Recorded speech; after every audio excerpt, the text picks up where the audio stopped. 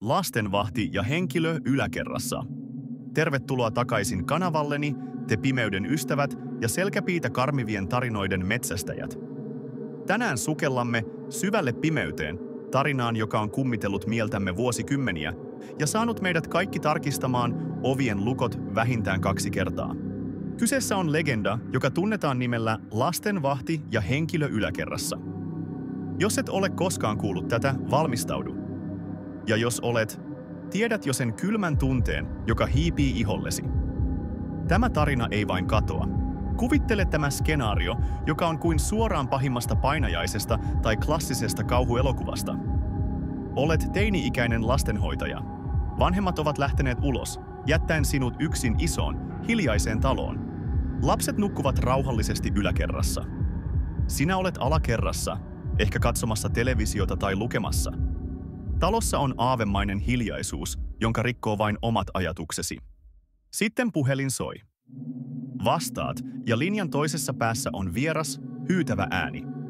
Se kysyy yksinkertaisesti, oletko tarkistanut lapset?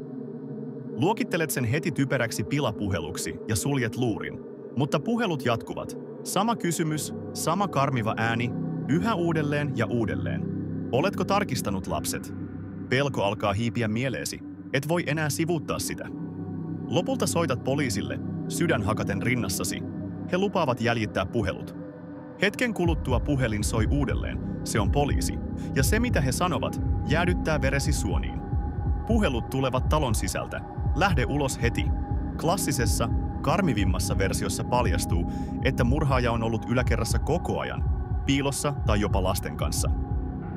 Toisissa versioissa soittaja on vain sadistinen pilailija tai jopa jotain yliluonnollista.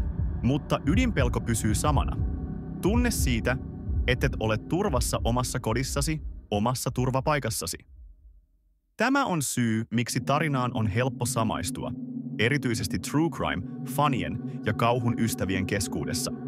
Tämä legenda on elänyt jo vuosikymmeniä, saavuttaen suosiota erityisesti 1970-luvulla. Se inspiroi jopa kuuluisan kauhuelokuvan When a Stranger Calls, joka on tuttu monille filmibuffeille. Miksi tämä yksinkertainen tarina on niin kestävä?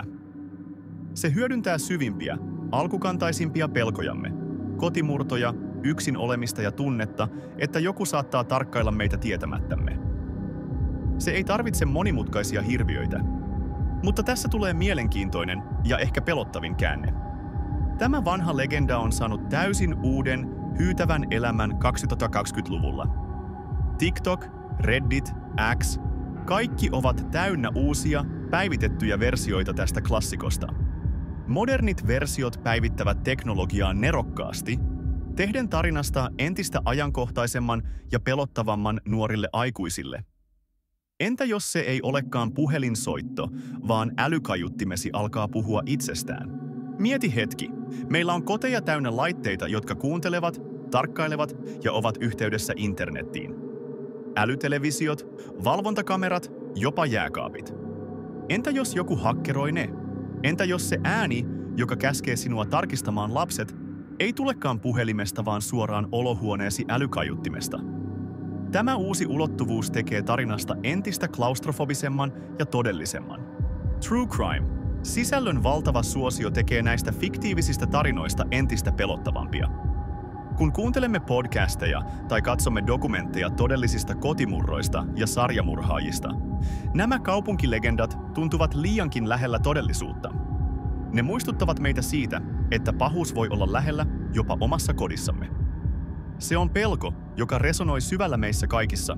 Lastenvahti ja henkilö yläkerrassa toimii, koska se koskettaa jotain universaalia. Me kaikki olemme joskus olleet yksin kotona. Me kaikki olemme kuulleet outoja ääniä pimeässä. Me kaikki tunnemme sen epämiellyttävän tunteen, kun tuntuu, että joku saattaa tarkkailla. Tarina sopeutuu jokaiseen aikakauteen, pitäen ydinpelon ennallaan. Se on myös täydellinen gateway horror. Tarpeeksi pelottava ollakseen jännittävä, muttei niin graafinen, että se karkottaisi. Siksi sitä jaetaan, kerrotaan ja muunnellaan edelleen. Joten seuraavan kerran, kun olet yksin kotona ja kuulet oudon äänen, muista tämä tarina. Toivottavasti se on vain tuuli, joka ulvoo ikkunan takana. Toivottavasti. Kerro kommenteissa, oletko kuullut tämän tarinan ennen Ja mikä versio pelotti sinua eniten? Jaa omat karmivat kokemuksesi tai ajatuksesi tästä legendasta. Älä unohda tykätä videosta, jos uskallat, ja tilata kanavaa saadaksesi lisää selkäpiitä karmivia kaupunkitarinoita ja kauhuanalyysejä. Ja muista, tarkista lapset!